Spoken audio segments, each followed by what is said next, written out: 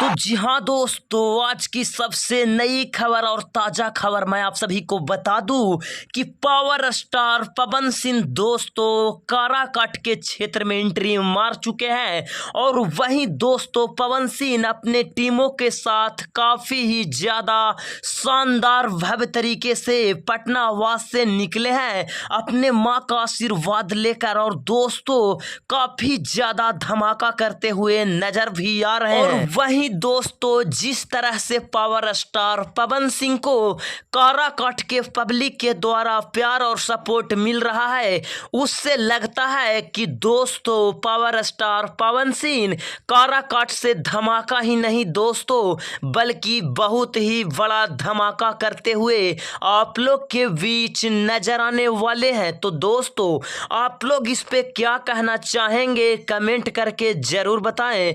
और दोस्तों इसी तरह भोजपुरी अपडेट को देखने के लिए आप अपने इस चैनल को सब्सक्राइब एंड वीडियो को लाइक करना बिल्कुल ना भूलें।